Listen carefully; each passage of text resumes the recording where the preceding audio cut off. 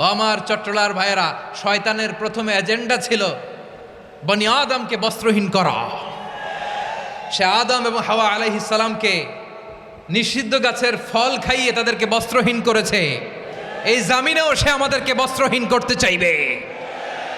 এই রূপালী জগতের নামে তারা এটা করে। আমার প্রিয় বোনেরা, আপনি জানেন না আপনার দাম কত। ওরা আপনাদেরকে বিজ্ঞাপনের সস্তা পণ্য বানাতে চায়। ওরা আপনাদেরকে ওদের ভোগের লিপসার টুলস বানাতে চায়। ওরা আপনাদেরকে দিয়ে ওদের খায়েশ পূরণ করতে চায়। এটা আপনাদের জন্য মোটেও ডিগনিটি নয়, এটা আপনাদের জন্য সম্মান নয়।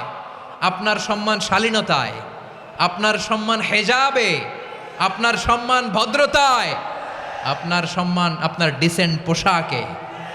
পোশাক বলে দেয় এই নারীটা ভদ্র না অভদ্র। পোশাক বলে দেয় এই মেয়েটা কোন ঘরের মেয়ে। আওয়াজ করে বলেন ঠিক কিনা? আপনি জানেন না আপনারা সস্তা পণ্য বানায়, ভোগের পণ্য, বিলবোর্ডে আপনাকে উলঙ্গ করে উপস্থাপন করে। এই অশ্লীলতার সাথে ইসলামের কোনো সম্পর্ক। এজন্য আল্লাহ বলেন, আমি অশ্লীলতাকে হারাম করেছি। অশ্লীলতাকে হারাম করার প্রথম কারণ হলো এর মাধ্যমে মানবতাকে অপমানিত করা হয়। কারণ মানুষের সম্মান মানুষের পোশাকে। মানুষ যখন পোশাকহীন হয়ে যায়, বস্ত্রহীন হয়ে যায়, তার সম্মান কমে যায়। ঠিক কিনা? অশ্লীলতাকে হারাম করার প্রথম কারণ হচ্ছে মানুষ মানুষকে অপমান করে। একটা নারী, সে তো সম্মানিত। নারী যে কত সম্মানিত, নারীরা এটা বুঝেই নাই। বিশ্বনবী বলেন, আর দুনিয়া কুল্লুহা মাতা ওয়া খায়রু মাতা'আদ দুনিয়া আল মারআতুস সালিহা। আমার বোনেরা, 5টা প্যান্ডেলে আপনারা এলইডিতে আমার আলোচনা শুনছেন, আমি জানি। আপনাদের এই গর্ভ যে কত দামি আপনি জানেন না। আপনার পেট থেকেই আসবে আগামী দিনের সালাহুদ্দিন আল আইয়ুবী। আপনার পেট থেকেই আসবে অনাগত দিনের ইমাম মাহদী আল মুনতাযর। আপনার পেট থেকেই আসবে অনাগত দিনের ফয়সাল, ওয়াসিম, মুগ্ধ, আবু সাইদের মতো বীর যোদ্ধা।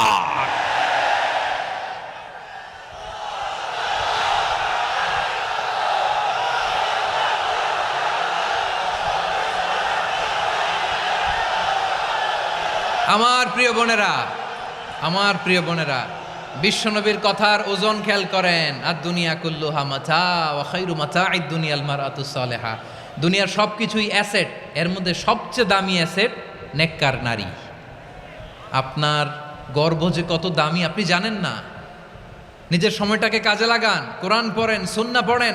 আপনার অনেক দায়িত্ব ঘরে। You are the MD of your family. একটা family it's a very big institution. পরিবার একটা অনেক বড় প্রতিষ্ঠান। And you are the MD of your institution. আপনি এই পরিবারের MD, managing director of your family. এখানে আপনার কত দায়িত্ব। আপনি ছেলেমেয়েদেরকে তারবিয়া করবেন। আপনি আপনার স্বামীর জন্য ঘরটারে জান্নাতের নীর বানাবেন। আপনার জন্য জান্নাতের ডুপ্লেক্স বাড়ি ওইখানে তৈরি করে রাখবে কে? আপনি যে কত দামি আপনি জানেন না। নারীদেরকে আল্লাহ বানিয়েছেন উচ্চতর করে, নিম্নতর নয়। নারীদেরকে ছোট্ট জিনিস দিলে এটারে বড় করে দেয়। নারীদেরকে ভ্রূণ দিলে, শুক্রাণু দিলে নারী এটারে বাচ্চা হিসেবে উপহার দেয়। ঠিক কিনা? বিয়ের মাধ্যমে স্বামী যখন তার শুক্রাণু তার স্ত্রীকে উপহার দেয়, স্ত্রী রিটার্নে কি উপহার দেয়? ফুল ফর্ম বেবি, মানব সন্তান। দেখছেন, আপনি দিলেন একটুকুনি, দিছে বিশাল। আপনি যদি নারীকে বাজার এনে দেন, নারী এটাকে সুস্বাদু খাবারে রূপান্তর করে দেয়। আপনি তাকে একটা মুচকি হাসি দিয়ে দেন, সে তার কলিজা দিয়ে দেয়। কিন্তু যদি আপনি তার মনে কষ্ট দেন, সে আপনার জীবনকে জাহান্নাম বানায়া দেয়। খবর আছে। নারীর মন বুঝতে পারলে নেয়ামত, বুঝতে না পারলে কিয়ামত। ঠিক কিনা বলেন? আমার প্রিয় বোনেরা, আপনি যে কত দামি আপনি জানেন না। জানেন না আপনি কত দামি, অনেক দামি আপনি। আপনাদেরকে যেন ভোগের সস্তা পণ্য বানাতে না পারে আপনাদেরকে সচেতন থাকতে হবে, সজাগ থাকতে হবে, কনসার্ন থাকতে হবে। শয়তানের ওই হাতছানির দিকে আর নজর দেওয়া যাবে না।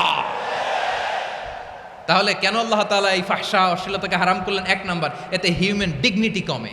2 নাম্বার, এতে মানুষের অধিকার নষ্ট হয়। আপনি বিয়ে করেছেন, এরে পরকিয়া করেন, ওর সাথে এরকম আছে না নাই? স্ত্রীর অধিকার নষ্ট করেছেন, আপনি বিবাহ সম্পর্কে আবদ্ধ হয়েছেন তার সাথে, আপনি পরকিয়া করেন ওই ছেলের সাথে, আপনি আপনার হাজব্যান্ডের সাথে বিট্রে করেছেন। এজন্য আল্লাহ অশ্লীলতাকে হারাম করেছেন। অশ্লীলতাকে হারাম করার আরেকটা কারণ হচ্ছে আল্লাহ তাআলা এই হিউম্যান জেনারেশনকে এটাকে প্রিজার্ভ করতে চায়। হিফজুন নাসল, এটা মাকাসিদুশ শরিয়ার অনেক গুরুত্বপূর্ণ একটা মাকাসিদ, অনেক গুরুত্বপূর্ণ। আপনার নাসল, আপনার জেনারেশনকে সংরক্ষণ